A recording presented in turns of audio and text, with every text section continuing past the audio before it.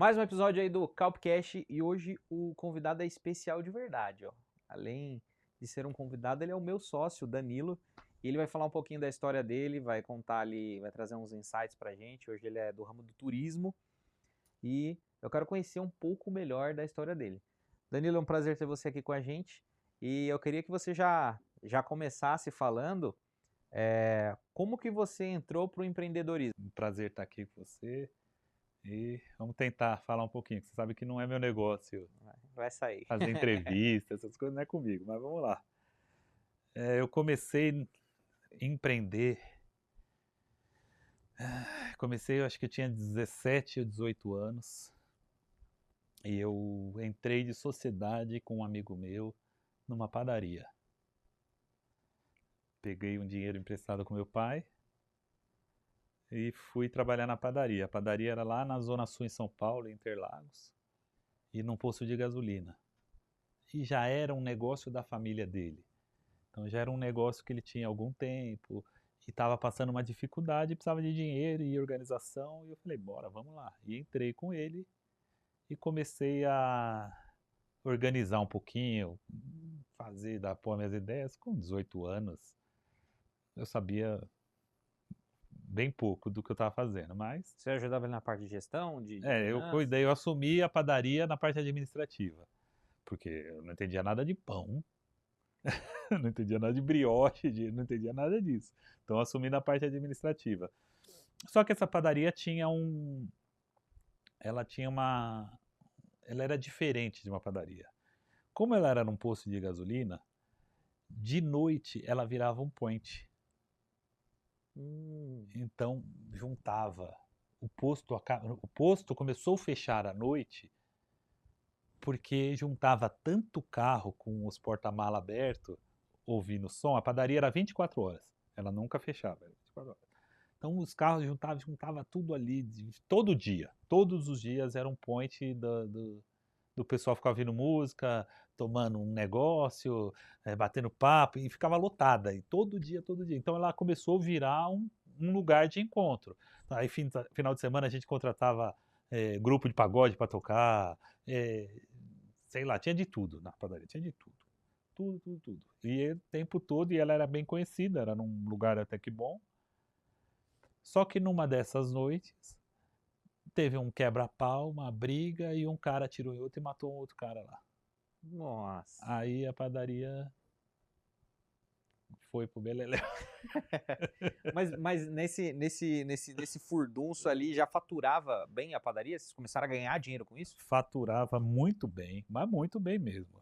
Chegava a vender, sei lá, 150 mil por dia. Isso em que ano?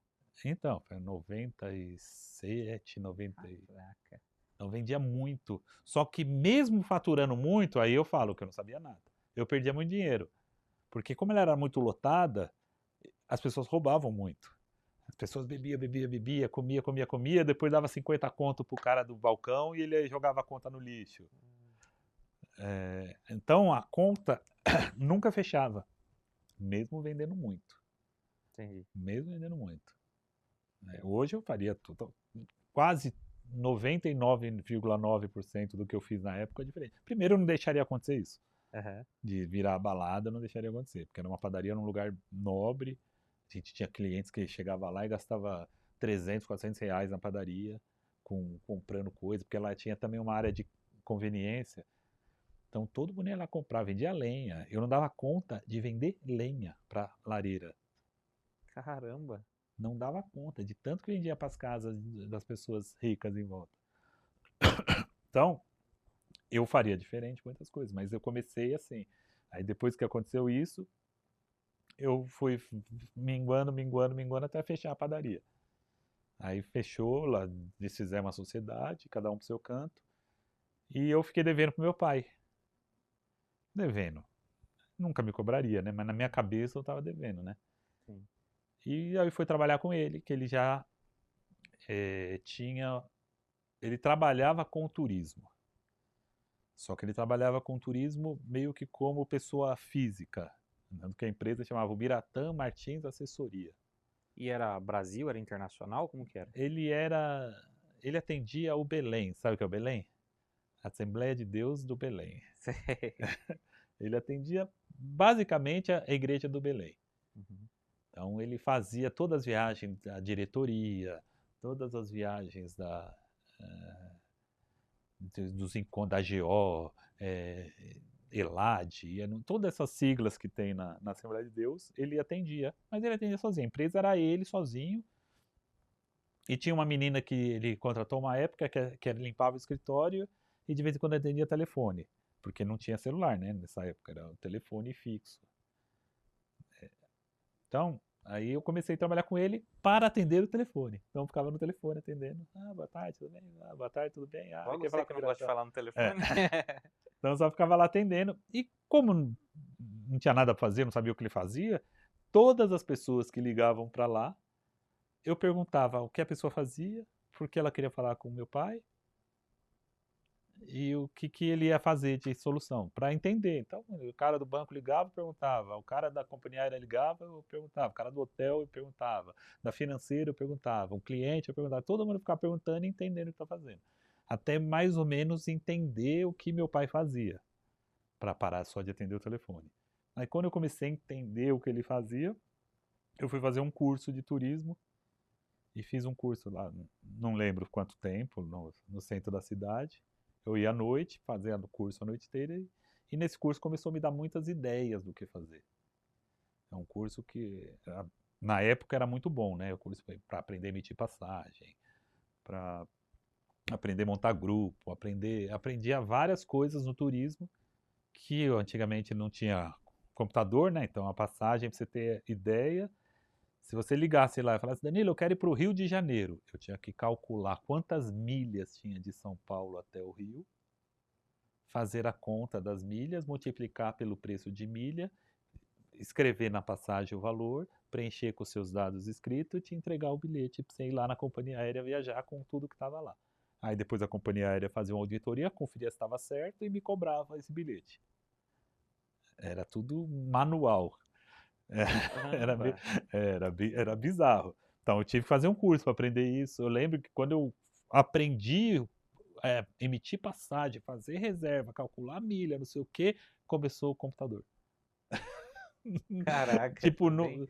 em um mês que eu tava sabendo fazer isso, começou a ter ticket. Precisa repreender de novo. Não, é que daí era mais fácil, né? Aham. Se você sabia isso aí, o resto era ridículo, de fácil. Mas você veio de berço de ouro ou seu pai não era. Quando você nasceu, seu pai era rico, tinha dinheiro? Como que era? Ele já ganhava muito dinheiro com isso? Ele estava no começo? Não, a história do meu pai é bem complexa, né? Meu pai é órfão de morar em orfanato. Então, a mãe dele acho que morreu ele muito novo. O pai dele ele não conheceu, então ele morou em orfanato. E é moleque de rua, não sei o quê, e trabalhou de office boy.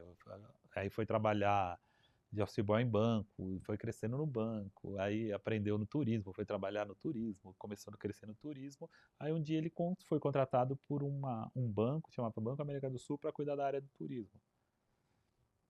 Então ele começou no turismo, começou a crescer, mas nessa época a gente morava na periferia, era tudo simples, morava na casa da minha avó há muito tempo, a minha avó sempre teve uma casa, então o escritório foi lá, nós moramos lá, então não éramos de berço de ouro. Meu pai foi melhorando de vida, ao ponto de quando eu tinha 18, 19 anos, eu não era rico, mas eu já era Já tinha saído da periferia. eu era um adulto, jovem, numa condição legal. Então, meu pai, quando eu fiz 8 anos, conseguiu me dar um carro zero. Uhum. Eu não tinha dificuldade, não era de ficar viajando, não tinha nada. Não tinha luxo. Eu nem entendia o que era luxo. Não tinha. Meu pai nunca foi um cara de ter o carro importado, nada disso, mas ele sempre teve uma boa condição. Às vezes melhor, às vezes pior, mas sempre foi uma classe média boa. Então, Uhum. a minha infância acho que foi pobre, e a minha adolescência para frente já foi de uma classe média que ele me deu um bom estudo, fiz uma boa faculdade. Então não era nem de berço de ouro, mas a minha oportunidade era boa. E ele era um bom administrador financeiro? Ele tinha uma boa educação financeira? Se tornou, né? Porque meu pai estudou até a 4ª série. Entendi. Então, tudo que ele aprendeu, ele foi aprendendo. Uhum. Ele teve momentos que ele não trabalhou, meu pai teve problema com bebida. Então, minha mãe que trabalhava e cuidava da casa. Depois ele começou a se organizar e meu pai sempre foi muito autodidata. Então, ele fala um pouco de inglês, de espanhol, de italiano, de alemão, tudo sozinho, ele nunca fez curso. Então, ele sempre foi uma pessoa que a necessidade fez ele crescer, ele aprender. Então, ele não. A cultura dele, acho que você já conversou com ele algumas vezes, a cultura dele é bizarra. Ninguém fala que ele estudou até a quarta série. Se você ligar para ele, se você estiver hoje em Paris, andando na rua, perdido, e ligar para ele, ele fala: o que você está olhando aí? Daí ele vai falar: pô, legal, então agora vai reto, passa 2 ruas, entra à direita, não sei o que, você vai ver um restaurante assim. Então ele tem uma memória e um negócio que é bizarro. É bizarro. Então, isso foi fazendo com que ele fosse melhorando na vida, melhorando na vida. Ele é muito bom vendedor, porque Uhum. quem quer crescer na vida tem que ser vendedor. O milionário, o bilionário, o milionário, ele é vendedor. Se ele não for vendedor, Sabe vender a ideia, o projeto. ele é funcionário. O vendedor é que muda tudo. O Legal. vendedor muda tudo. Então você fez ali o seu curso no turismo, começou a entrar para o turismo e começou a trabalhar com seu pai. Começou ali a trabalhar, aprender a usar o computador e tal, já emitia ali. Qual que era a sua função quando você estava já com o computador ali? Que eu era, tipo, meu pai era o vendedor de rua, né, que ficava lá no Belém, fazendo os eventos, não sei o quê, e eu fazia mais a operação. Só que como só tinha eu e ele, eu também tinha que fazer tudo e ele tinha que fazer, nós dois tínhamos que fazer tudo. Então eu andava muito com ele para aprender. Então eu não sabia nada e eu me pus no lugar de que não sabia nada. Então eu fazia o que ele mandava e aprendia e entendia o que ele fazia.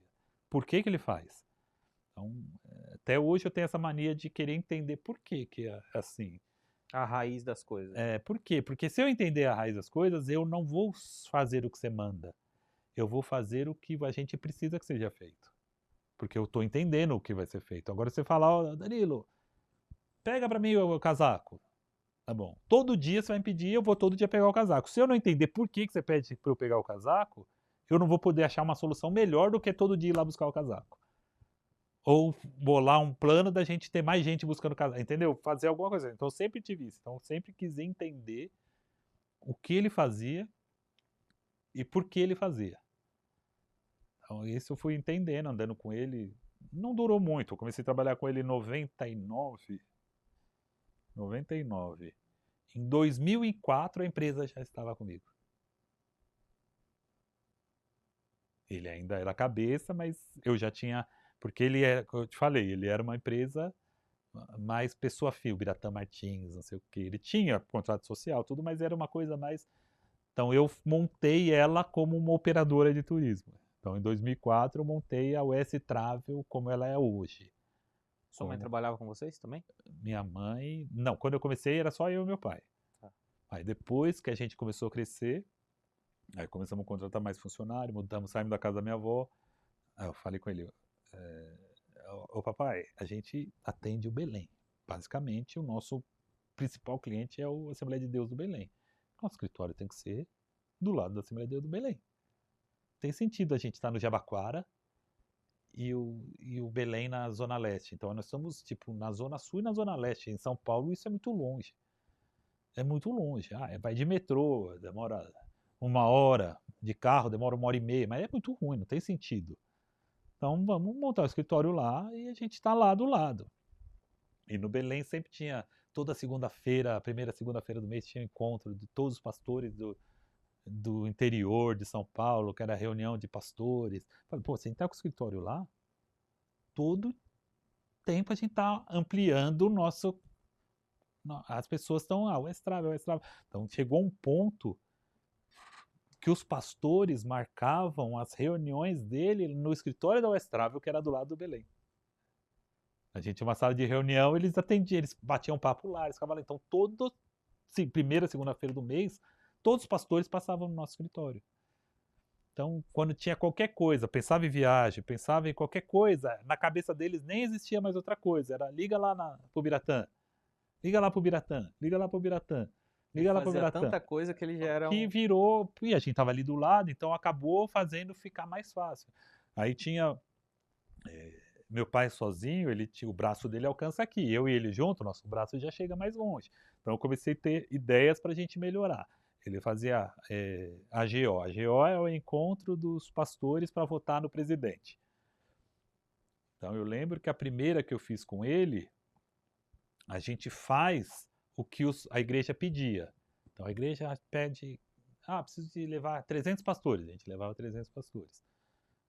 Na segunda que a gente fez, eu já falei, vamos fazer diferente. Em vez de levar os pastores, pô, a gente levou 300, tinha 3.000 lá. Por que eu levei 300? Vamos fazer diferente? Vamos. Eu chamei o pastor Hélio e falei, pastor, quando o senhor decidir aonde é a GO, o senhor me fala antes de falar para qualquer um, para eu bloquear hotéis? Ele falou, beleza.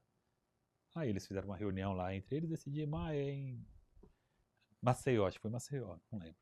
Tá bom, tá bom. Aí ele me falou, eu bloqueei 30 hotéis, fretei 6 aviões e liguei para todas as igrejas do Brasil e ofereci, olha, a AGO é daqui, tipo, que eles decidiam 2 anos, é daqui 2 anos. Então eu já tenho o produto e eu faço o pacotinho para vocês da igreja. Aí quantos pastores vocês vão levar? Para vocês ir pagando mensalmente até a viagem. Aí as pessoas, pode, tá bom. Então a gente fazia, boleto para todas as igrejas do Brasil. Ô Fábio, você vai levar quantos? Meu sogro levou um monte. Você vai levar quantos? Nós vamos levar 20 aqui da igreja. Tá bom, 20 dá, é R$ 1.000 cada um, dá 20 mil. Tem 2 anos, paga não sei quantos por mês. Aí a pessoa ia pagando, aí chegou lá perto, tava o serviço, então de uma eu levei 300, na outra eu já levei 1.000 e tanto. Aí da outra no Rio de Janeiro, que foi que veio depois, já foi diferente. O pastor Wellington me chamou e falou, ô Danilo, amanhã a gente tem uma reunião com os pastores para decidir onde é o melhor lugar para a gente fazer. Me dá aí, qual é o melhor pra gente? De hotel e de não sei o quê. Aí já mudou. Aí eu já falei, legal, pastor, vamos fazer no Rio de Janeiro. Legal, vamos fazer no Rio de Janeiro. Ele viu lá o Rio Centro, não sei o quê, e eu peguei a orla de Copacabana inteira, Barra de Tijuca, tudo de hotel bloqueado por mim. E eu atendia os 2 lados que concorriam. Porque existia uma competição, né? Tipo Lula e Bolsonaro, existia. E eu conseguia atender os 2 lados. Atendia bem, tinha amizade com os 2 lados, tava tudo em paz. E trabalhei anos e anos com a Assembleia de Maã, muito tempo. Muito tempo. E nesse meio tempo você foi aprendendo, ou você fez um curso de como gerir as finanças? Porque eu vejo você como um cara do número, do cálculo. É um cara que gere muito bem isso. Você foi aprendendo quebrando a cara ou você foi aprendendo vendo curso? Eu aprendi muito quebrando a cara, mas eu fiz faculdade de engenharia, que me ajuda em cálculo. Então, eu fiz 2 faculdades e não me formei em nenhuma das 2. Mas eu fiz, tipo, 3, 4 anos das 2. E você até estava Então, comentando, né? Você entendeu a base do cálculo, né, isso na aí. faculdade. Então, eu fiz engenharia, que foi muito bom para mim. Eu sempre tive facilidade com matemática, mas engenharia já abre muito a cabeça. E administração também eu fiz, que também te ajuda muito. Então, a faculdade, para mim, serviu exatamente ao propósito dela. Me ensinou a pensar e a muita coisa que eu hoje carrego para minha vida. Ela não me serviu para dar o diploma, porque eu não me formei, mas ela me serviu para aprender, para conteúdo ela serviu. Então, eu aprendi muito, muito na faculdade e acerto e erro, né? Só que o acerto e erro é um curso mais caro, mas eu tive muito acerto e erro. Legal. E ali, na empresa, você foi crescendo ela, acredito que chegou num patamar que você já tinha diversos funcionários ali. Você consegue lembrar qual foi o primeiro erro que vocês cometeram quando a empresa já estava, vamos se dizer, grande? O primeiro erro que nós cometemos foi a empresa, inchar a empresa. Inchar, chegamos a ter acho que 40 e poucos funcionários. Eu cheguei a ter muita funcionário. muito funcionário. Então começou a inchar muito. Por que começou a inchar muito? Porque quando você começa a atender muita gente, ou você cria um processo muito bem elaborado, ou você tem muitas pessoas para fazer as coisas. Né? Então, ou eu precisava de uma pessoa para atender o pastor, outra pessoa para fazer o boleto, outra pessoa para falar com o hotel, outra pessoa para fazer não sei o quê. Então, eu não tinha um processo. Então, comecei a inchar. E isso me trouxe um problema sério. Sério. E no meio de tudo isso, o Brasil passou algumas crises muito violentas. E essa minha maior delas foi na época da Dilma. Foi a pior para mim. Na época da Dilma, que o dólar estourou. Eu já passei por uma mudança de dólar, tipo, do dia para a noite ele quase dobrou. Isso já me prejudica. Mas eu não era muito grande. Mas na época da Dilma já estava muito grande. Então qualquer grande acontecimento no Brasil te dá um golpe muito violento. Nessa época você já fazia internacional, Já né? fazia Então internacional. já não era só reunião de obreiros, você já fazia caravana Internacional, o meu pai sempre fez. Desde 70 e pouco ele faz Israel, só que era uma escala menor. Grupos pequenos ali. Grupos pequenos. Ele fazia, tipo, 1, 2 por ano. Então, por uma escala menor ele fazia. A gente começou a fazer 2009 para frente, eu comecei a fazer numa grande escala Israel. Grande escala nós já chegamos a fazer 20 grupos por mês, 15 grupos por mês, ou coisa que fazia 1, 2, 3 por ano. Então nós chegamos a ter uma escala grande de grupos que a gente acabou indo se desligando desse atendimento do pastor lá, de fazer os eventos, não sei o quê. Eu acho que o último que eu fiz foi em 2009, que foi em Vitória. Eu acho que foi o último que eu fiz. Depois disso, é muito pouco, porque outra coisa que eu aprendi, não dá para fazer tudo. Eu comecei a medir o que me dá um pouco mais de resultado, né? Com o mesmo esforço eu ganho mais ou menos. Então o que eu ganho mais é o que eu ponho mais meu esforço, não o que eu ganho menos. Então eu acabei e por causa dessas viagens da AGO, a gente foi se especializando muito em fazer viagem em grupo. Só que fazer viagem em grupo para Maceió não vai dar o mesmo resultado que você fazer para a Alemanha, que você fazer para Israel, que você fazer para o Egito, não vai dar o mesmo resultado.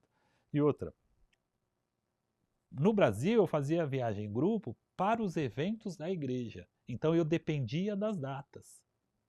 Eu dependia das datas. E o Brasil, o mundo começou a virar muito tecnológico. Então, a última eleição que eu fiz já era urna eletrônica. A próxima que eu já não participei já foi voto à distância. Então já começa a criar, pô, para que eu preciso juntar 4, 5 mil pessoas no lugar? Então eu comecei a entender um pouco isso e falei, mas viagem em grupo, primeiro que ninguém nunca vai deixar de viajar. Pode ter tecnologia, pode ter inteligência artificial, pode ter o que for, mas você precisa pegar um avião, chegar no hotel e passear nos lugares. Você precisa fazer isso. A distância nunca vai ser mudada. Nunca. E se eu conseguir melhorar a sua viagem, você vai gostar disso. E o que quer dizer melhorar a sua viagem? Pô, eu não vou mudar a Torre Eiffel de lugar. Eu não vou. Essas coisas eu não vou fazer. Eu não vou melhorar o trânsito da cidade para você. Eu não vou.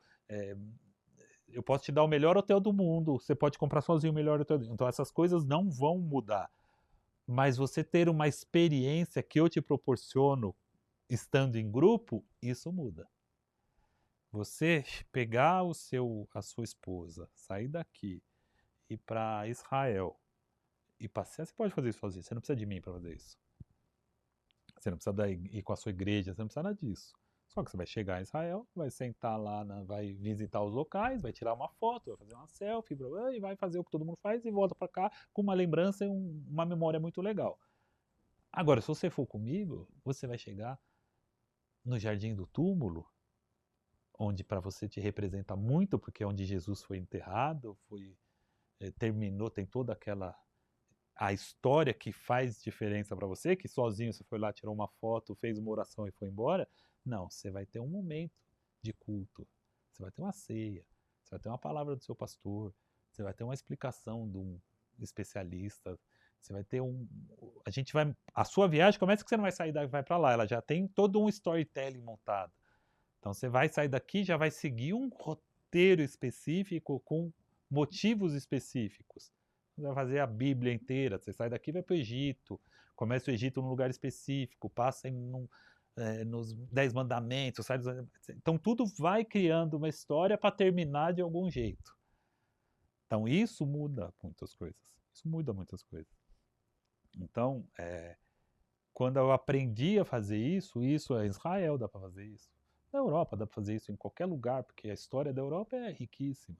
Dá para fazer isso na China, dá para fazer isso no Japão, dá para fazer isso em qualquer lugar. Você só precisa entender qual é a melhor experiência que a pessoa pode ter no lugar. Quando ela entender qual a melhor experiência que ela pode ter, aí você junta isso num pacote e entrega para a pessoa. Muitas pessoas olham o pacote final e falam, é caro, é caro. Só que quando a pessoa viaja e entende, ela fala, não é caro. Não é caro. Não é nem caro porque vale a emoção. Não, não é caro porque o que é entregue, tudo custa dinheiro. E se você for comprar tudo à parte, vai ficar o preço que você pagou para mim. Não, até eu viajei, eu tinha a mentalidade, pô, nunca tinha viajado para fora. Eu falei, nossa, muito caro. Quando eu voltei, eu falei, cara, é barato. E eu falo para todo mundo, pô, você precisa ir, é barato, porque tem isso, tem aquilo. Porque você faz uma conta antecipada. As pessoas normalmente fazem conta assim, a sua viagem custa, sei lá, $5.000. Pô, é muito caro, tá louco, $5.000? Eu vou para os Estados Unidos, eu pago $1.200 uma passagem, mais $1.000 de hotel, e pronto, são $2.000, não $5.000. Eu falo, tá bom, só que você vai chegar nos Estados Unidos, você tem uma passagem e um hotel. O que você vai fazer lá? Eu vou sair para comer, legal, põe na conta. Eu vou nos parques, põe nas contas. Só que você precisa se transportar, daí lá, põe na conta. Você vai não sei o quê. No fim, você vai gastar os $5.000. Só que sem planejamento, sem organização. E acordando tarde, com dor de cabeça, sabendo tudo errado. Pô, onde é o negócio, procurando, perdendo tempo e deixando de fazer muitas coisas que alguém já se preocupou para você fazer. Então, o que tem de gente que vai para um lugar e chega lá e conhece os lugares famosos. Vou para Paris, conhece a Torre Eiffel, a Champs-Élysées, o Louvre e pronto, conheci Paris. Não, você não conheceu Paris. Você não conheceu Paris. É igual você ter a possibilidade de fazer uma visita no Louvre com um especialista do Louvre. Imagina, é outra experiência. O cara vai te levar em todos os corredores que são importantes. Ele vai te explicar de ordem cronológica por que aquelas peças estão ali, por como foi montado, Então você vai ter você vai sair do Louvre e falar, meu Deus, eu nunca imaginei que o Louvre fosse assim. E isso acontece em qualquer lugar. Não, até por Estados Unidos, que é uma porcaria, se você for com uma pessoa que entende, ele vai te explicar um monte de coisa. Um monte de detalhe que ninguém percebe, que quando você volta, você fala, puxa vida, hein? Tudo passa a ter significado. Né? Tudo. Pra você ter ideia, a Disney, as cores que a Disney usa, as identidades visuais que a Disney usa, muitas coisas disso, só para não ter pernilongo. E não tem. É tudo cheio de lagos e não tem pernilongo. Então, não, é só isso? Lógico que não é, mas tudo que eles fazem é pensado. E se você anda com alguém que entende, explica, a pessoa vai te explicar isso. Então essas coisas mudam muito a viagem. Não deixa de ser só um passeio que você foi lá. Passeio, vai para um resort. Vai para Cancún, ficar no resort, você não precisa de guia, não precisa nada disso. Você precisa descobrir onde são as baladas boas e qual resort bom. Aí você vai, tudo bem. Mas numa viagem para Europa, para lugar que tem história, não dá para você ir sozinho. Não dá para você ir sozinho. E é uma viagem que você deixa de aproveitar muitas coisas se você for sozinho. Você pode não ir em grupo, lógico que você pode. Você contrata exatamente o que eu faço para você e sua esposa. Só que em vez de custar 5, vai custar 20. Porque os custos caros do profissional, do transporte, não sei o quê, em grupo você está dividindo com outras pessoas. Sozinho você vai pagar sozinho. Por isso que a viagem em grupo é legal. e o grupo te oferece comunidade. Você esteve em grupo. Não é uma viagem que você está o tempo todo Sim. com pessoas legais, não sei o quê. Sozinho, você está sozinho. Às vezes está sozinho. Deve ter sido sua primeira viagem em grupo, não foi? Uhum. Não. E você teve uma experiência diferente, não foi? Sim, você volta com um monte de amizade pro resto da vida. Até hoje. É, Não, você gostaria que seu pai fosse numa viagem com dessa? certeza. Não, por quê? Porque realmente é uma viagem que impacta demais. E não é porque é Israel, porque você já foi Israel e foi Europa. Uhum. E as duas foi a mesma experiência, não foi? Uhum. Em lugares diferentes, mas Sim. a mesma experiência. O que você fez na Europa, sozinho você não teria feito. Não. Você nem saberia por onde começar, como eu vou me deslocar até lá, não sei o quê. Então, foi isso que eu comecei a entender no passado e falar, meu, eu vou andar por aqui, eu vou me especializar por aqui. Que eu vi essa necessidade quando eu fazia os encontros, os pastores. Quando eu comecei a facilitar para eles hotel, não sei o quê, eles já não se preocupavam com nada, eles só queriam me ligar, eu quero ir na GO. Daí eu só falava, você quer hotel 4 estrelas ou 5 estrelas? Eu quero 4. Tá bom. Mas na cabeça dele não é problema dele. Como ele vai, onde ele vai ficar, como ele vai chegar e sair, não é problema dele. Eu comecei a ver que eles gostavam disso. Eu falei, pô, eu vou fazer isso para a pessoa passear também, porque daí eu não dependo do evento. Eu crio o meu evento todo dia, né? Eu não dependo da AGO, da não sei o quê. Eu crio o meu evento. Todo dia eu faço um roteiro diferente, um passeio diferente. E levo as pessoas para ter essa mesma experiência, só que em lugares diferentes. Maravilha. E como você começou, ou qual a mentalidade que você construiu para você gerir muito bem as suas finanças? Porque vamos lá, você começou a vender demais, começou a vender milhões na empresa. Como que os valores não brilharam o seu olho? Porque assim, você fala isso até hoje, pô, a minha empresa tem dinheiro, não eu. A minha empresa é rica, não eu. É separado. Como que você construiu essa mentalidade? Porque eu vejo muita gente quebrando por conta disso. O cara acaba misturando, a empresa fica rica, o cara coloca no bolso e depois dá uma crise e ele não consegue manter. Como que você construiu essa mentalidade? Eu não sei nem se eu construí essa mentalidade, tá? Eu nunca fui uma pessoa que gasta muito. Então, eu sempre tive um nível social que eu mantive na minha vida. Mas durante a vida eu tive tropeços com isso também. Porque esse nível social, quando eu estou vendendo muito, tá legal, tá até sobrando um monte para a empresa, mas quando eu estou vendendo pouco, que acontece, aí eu tenho. Não é simples, eu entendo a pessoa que gasta muito, porque o cara que é empresário, ele monta a empresinha dele e ele faz o salário dele não baseado em quanto a empresa pode pagar, ele faz baseado em quanto ele precisa ganhar.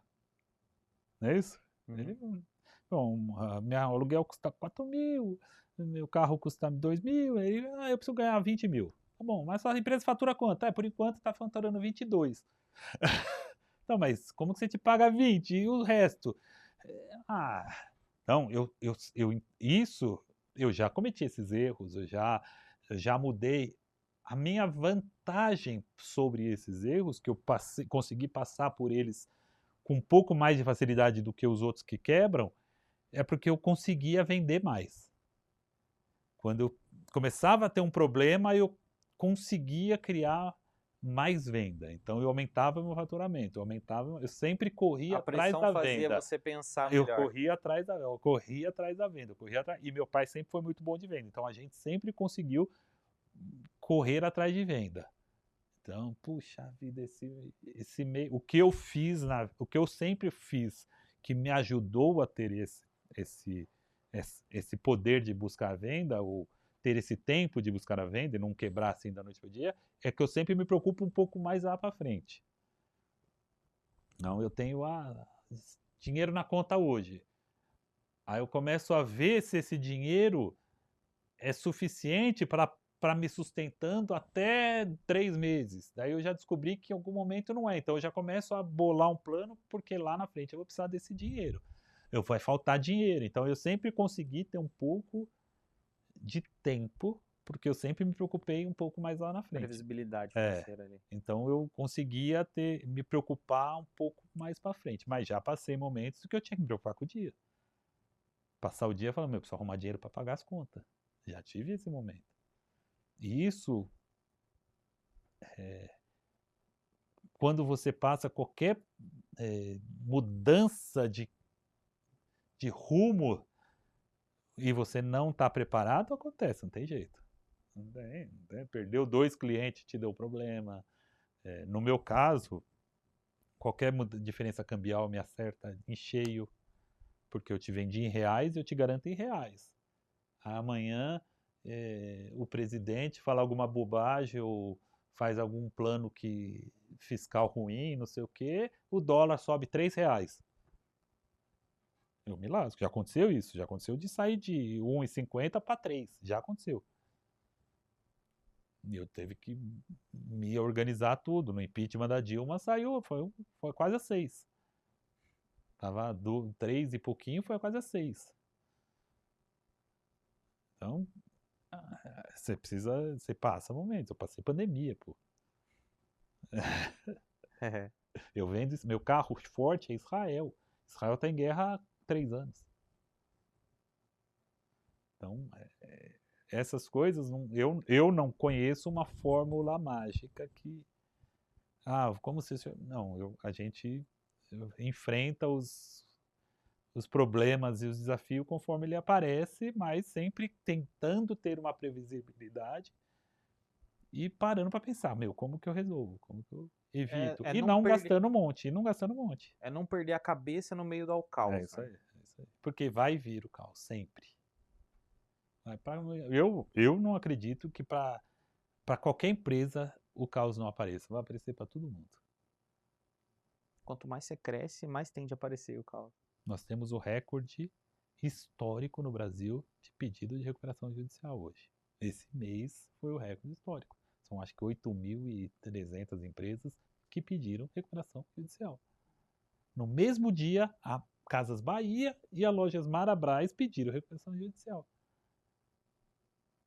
Então, nós temos uma empresa brasileira que chama Raizen, que é absurda de boa. Ela pediu recuperação judicial de dívida de acho que de 60 bilhões de reais. Então o Brasil ele está passando por momentos. Essas empresas têm problemas seríssimos, porque elas foram se inchando, se inflando, pegando empréstimo, fazendo não sei o quê. Então, para mim, o meu é menor, é mais fácil eu me organizar, guarda ali, não sei o quê. Se eu fosse a CVC, hoje ela está num problema seríssimo. Sério, que não é simples. Vamos organizar, pensar aqui e resolver, não é assim. E você consegue lembrar de um episódio em que você, tipo, vendeu muito e ao mesmo tempo não vendeu nada? Aconteceu alguma coisa de algum problema de acontecer, de você ter que desembolsar, de gastar? Você consegue lembrar de alguma história? Eu tenho um pastor que eu sempre quis atender ele, que ele fazia os maiores grupos para Israel todos os anos, e eu sempre quis atender ele. E eu falava, o dia que eu atender ele, eu vou ficar rico. O dia que eu... Sabe quando você está vendendo... Você tem um número na sua cabeça que se você alcançar, você acha que você vai ficar rico. Né? O dia que você alcançar, você vai descobrir que não mudou nada. Nem ganhar mais você tá. Nem concordando. Não, nem ganhar mais você tá ganhando como pessoa física. Então, quando eu olhava, o dia que eu atender esse cara, eu vou ficar rico. O dia que eu atender esse cara, eu vou ficar rico. E eu atendi. E fiz um grupo enorme. Fiz um grupo de 1.300 pessoas. O maior grupo da minha vida. E quase quebrei por causa desse grupo. Por quê? Porque, sei lá, 300 pessoas não me pagaram. Nossa. Quase quebrei. Então, o crescimento é isso aí. Porque eu tenho... não sei se é má qualidade ou se é defeito. Mas eu sou assim. Eu tenho um jeito muito agressivo de fazer negócio. Então, eu sou muito corajoso. Então, eu sempre fui Casas Bahia das viagens. Você quer viajar? Quer pagar quanto? 20 vezes, 24, 36, e eu vendia. Então tinha bolos e bolos de talão de folha de cheque dos clientes. Doideira. E a minha análise de crédito era a minha análise de crédito. Até nome sujo, eu analisava. Isso sempre funcionou muito bem. Até eu entrar nessa brincadeira que eu saí da minha zona de conforto. Porque era muita gente, 1.300 pessoas, ou fazia ou não fazia. Aí eu comecei a usar uma financeira para atender esse grupo. E a financeira começou a negar todas as fichas. Aí eu falei, não vou levar ninguém desse jeito. Aí eu fiz o quê? Eu avalizo. Eu quase quebrei. Caramba. Hoje você tem isso, tipo, da pessoa, claro, pagar antes, mas tipo, ela começar a pagar um valor menor para viajar daqui 5 anos ou não? Hoje eu tenho isso. Mas antes, não é que... Hoje eu tenho um modelo que eu zerei minha inadimplência. Eu não tenho mais inadimplência. Então, o meu risco agora são outros. O risco financeiro eu não tenho mais. Mas no passado, eu vendia para você viajar hoje para me pagar em 30 vezes. Não é que era daqui 30 meses que você ia viajar. Eu financiava para você, literalmente. Então eu criei um modelo que até eu ir para esse pastor funcionou muito bem, tá? O meu score era assim, eu trabalhava com igrejas para Israel, né? Bastante. Então eu pegava o histórico da pessoa dentro da igreja. Então o meu Serasa era a reputação dele dentro da igreja. Se ele tivesse nome sujo, não sei o que, mas o irmão falasse, irmão, esse cara é sério, ele paga, ele teve problema ali, eu fazia. E sempre funcionou. Sempre funcionou, e funcionou bem. É que hoje as igrejas cresceram muito, os pastores não conhecem mais os membros, é outra realidade. Mas na época funcionava muito bem, mas muito bem mesmo. Então, Que legal, é bem diferente. Coragem, né? é que quando eu comecei a trabalhar com meu pai, olha como é. Meu pai fazia, lembra que eu falei, 1 ou 2 grupos por ano para Israel. E ele levava gente muito simples para Israel. Levava líder, levou todos os grandes líderes, Bispo Macedo, Samuel Ferreira, Manuel Ferreira, Pastor Wellington, todos os grandes líderes, a primeira vez foram com meu pai. Porque ele era o único que fazia de verdade. Só que daí ele começou a vender para as irmãzinhas simples da igreja, para os irmãozinhos mais simples. Então ele fazia o quê? Ele ia no Bradesco, abriu uma conta no Bradesco, e no Bradesco pegava o que o Bradesco, você fazia depósito no caixa, você precisava preencher um papelzinho. Então, você preenchia um papelzinho e levava esse papelzinho junto com o seu dinheiro ou com o seu cheque, dava para o caixa, e o caixa, com esse papelzinho, fazia lá, autenticava esse papelzinho e te devolvia. Então ele fez o quê? Ele pegava blocos e blocos desse papelzinho e chegava, Eric, você quer ir para Israel? Quero, tá bom. Quanto você pode pagar por mês? Posso pagar R$200, tá bom. Então R$200 vai demorar, daqui 2 anos você vai para Israel. Então, tá aqui, 24 carnezinhos, você deposita R$200 nessa conta e quando tiver o valor todo, você me procura, me mostra todos os comprovantes e eu te levo para Israel. Então eu aprendi com ele a fazer. Meu pai, quando eu assumi a empresa, tipo 5, 6 anos depois que eu assumi, aparecia gente com um monte de papelzinho de depósito do Bradesco. Bom, já posso ir viajar. O irmão Biratã falou para mim que era só depositar e trazer isso aqui. Porque a pessoa estava tipo 5 anos depositando. Então eu aprendi com meu pai a fazer. Meu pai tinha essa. Então eu comecei a falar: tem que atender esse povo, tem que atender. Aí eu aprendi. Por isso que eu tinha coragem de financiar. Porque eu via a pessoa. Teve uma senhora que até hoje, no Natal, ela vai lá no escritório me levar um panetone para me agradecer. Porque eu fiz, acho que para ela, viajar em 70 vezes. Caramba. Eu fiz 70 vezes, 70 boletos, entreguei na mão dela e falei, a senhora vai viajar. E ela falou, eu nunca sonharia ir para Israel, não sei o quê. E até hoje ela vai lá no escritório me levar um panetone no Natal. Então, essa coragem de financiar eu sempre tive. Hoje eu perdi mais porque, de verdade, a gente perdeu o controle de quem são as pessoas, né? Não dá, é muito golpe, não dá. Hoje não dá, então a gente tem que pagar para viajar. Mas a pessoa consegue fazer no modelo antecipado. Pode. Tipo, quero viajar daqui 5 anos, eu pago até lá. A gente tem viagem, acho que até 2029 já marcada, que a pessoa está pagando. E o nosso modelo a pessoa vai pagando quanto ela pode até 40 dias antes da viagem, e 40 dias antes da viagem ela ainda pode parcelar o saldo no cartão. Legal. Então, cria uma quantidade de vezes bastante, bem grande para a pessoa viajar. Eu tava conversando com o Leco esses dias, ele falou uma coisa que eu falei, depois eu vou perguntar pro seu pai. É, ele falou que, não sei se você leu algum livro, mas você conseguiu separar trabalho no trabalho e em casa não ter trabalho. Ele falou que quando ele te vê no trabalho, você é uma pessoa completamente diferente. E quando você pisa o pé em casa, parece que sua cabeça muda.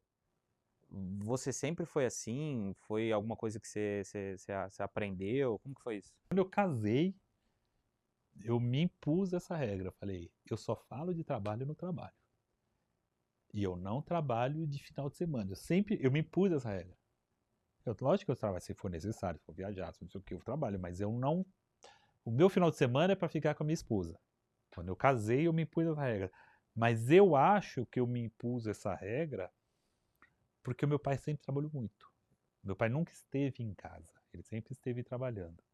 Então, por conta disso, o casamento do meu pai e da minha mãe sempre foi muito ruim. E eu sempre fui um elo no meio disso. Minha mãe sempre teve muita amizade comigo, então eu sempre participei desse muito ruim. Eu acho que isso me incomodou. Eu falei, eu não quero ter um casamento ruim. Eu vou para casar, eu tenho um casamento bom ou não vou casar. É simples, né? Não preciso ter um casamento ruim.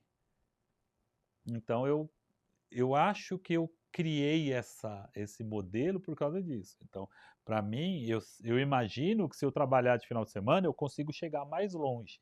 Eu consigo crescer mais. Porque quanto mais você trabalha, se você for bom no que você faz, mais você vai crescer. Só que o trabalho, para mim, ele não é um. Ele não é o meu foco, ele não é onde eu quero chegar. O trabalho só é o caminho. Onde eu quero chegar é estar com meus filhos criados, é ter um final de semana legal com a minha esposa, viajar com a minha esposa, é passar um sábado legal fazendo um churrasco. Então, onde eu quero chegar é isso. E para eu ter isso proporcionado, existe o trabalho, entendeu? Então, o dinheiro e o trabalho não é o meu sonho de vida. Eu não sonho de, putz, eu quero ter a maior empresa do mundo, eu quero ser o maior empresa. Não, eu não tenho esse desejo. O meu desejo é, eu quero ter uma vida confortável e eu quero ter uma vida muito boa com a minha esposa. Sempre foi. E como eu faço para ter uma vida muito boa com a minha esposa? Eu preciso ter dinheiro. Então, como eu faço para ter dinheiro? Eu preciso trabalhar. Entendeu? Então, tem muita gente, grandes empresários. Talvez eu fosse muito maior se eu fosse diferente. Se minha pegada fosse trabalhar. Eu quero trabalhar, eu quero trabalhar. Eu vejo lá o Thales falando, a vida dele é trabalhar. Ele só pensa em trabalhar, é frenético. Você acha que ele não vai perder o tempo? Não trabalho de sábado. Você acha que ele vai falar um negócio desse?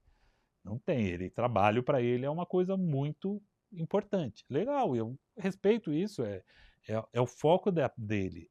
O meu foco nunca foi esse. O meu foco sempre foi, eu quero ter uma vida boa com minha esposa. Depois os filhos, eu quero dar uma boa educação para meus filhos, não sei o quê. E hora que eles forem embora, que tem que ir logo, para eu poder continuar viajando e curtindo com a minha esposa. Sempre foi isso. Então, por isso eu consegui dividir. Então, eu não falo de trabalho em casa, eu não falo. A Rebeca, ela trabalhou muitos anos comigo.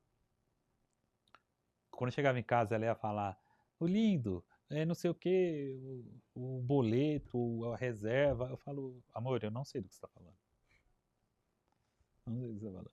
Ah, mas eu não sei. Eu não falo de trabalho em casa. Eu não falo. Só se for necessário, daí eu vou falar, lógico.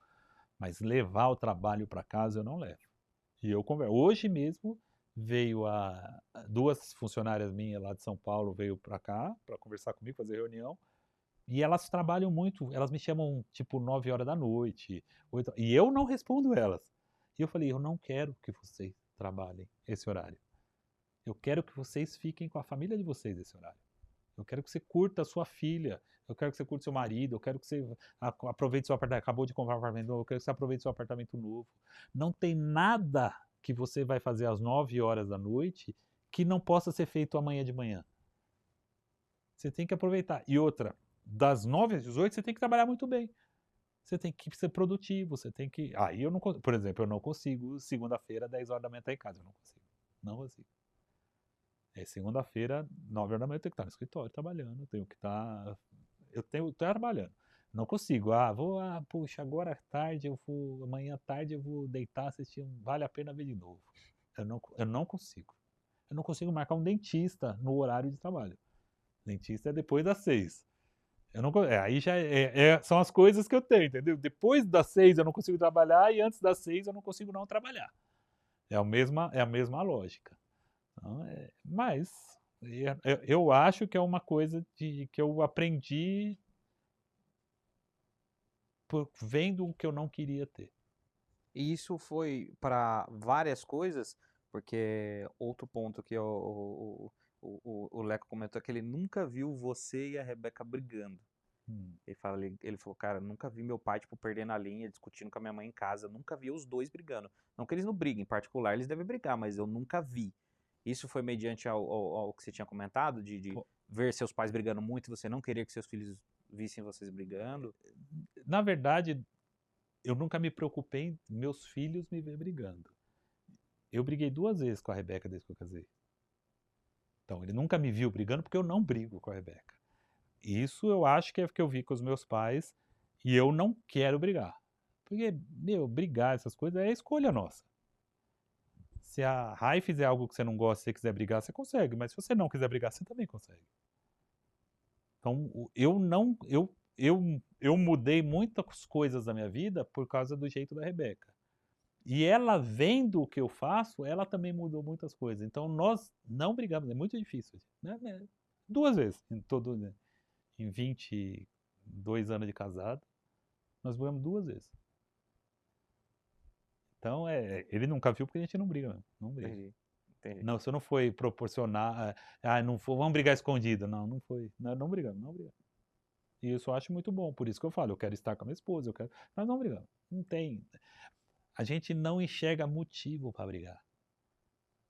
Porque qualquer briga que você tem, se tem um motivo de verdade, é para você separar. Porque qualquer outra coisa não tem. Um erro, uma besteira, um esquecimento, uma roupa suja, isso não é motivo para brigar. Não é motivo. Nem algo que fez errado na empresa. Nada disso é motivo para brigar. Isso é coisas que acontecem. Erros acontecem, coisas que você não está planejando acontecem. E, vou te falar, não é que eu não brigo com a Rebeca. Eu nunca briguei com meus filhos também. E você vai ser meu sócio muitos anos, você vai ver quantas vezes eu vou brigar com você. Eu não brigo. Eu posso falar de um jeito um pouco mais duro, mas não porque eu estou brigando. Porque a hora que eu termino o jeito mais duro que eu falo, eu já começo a falar outra coisa também, que não estou nervoso com você. Eu só preciso entender a lógica. Mas qual a lógica você está fazendo isso? Se eu entender a lógica, tudo bem, então. Então, tá bom. Então, eu não brigo. É difícil eu brigar com alguém. É difícil. Difícil mesmo. Legal. Muito bom, muito bom. Então a gente tá caminhando pro final aí. Se você gostou desse episódio, se inscreva no canal aí, curta, comenta, manda esse vídeo aí pra um monte de gente. O Danilo não gosta que assistam ele, um monte de gente vai assistir hoje. Então compartilha esse vídeo aí com seu amigo empresário. E pra encerrar, Danilo, eu queria que você desse um conselho, tanto para mim quanto para o empresário que está assistindo a gente. Aquele empresário que se vê patinando. O empresário, ele tá ali, tá fazendo as coisas, mas ele não consegue sair do lugar. Qual conselho você daria para ele?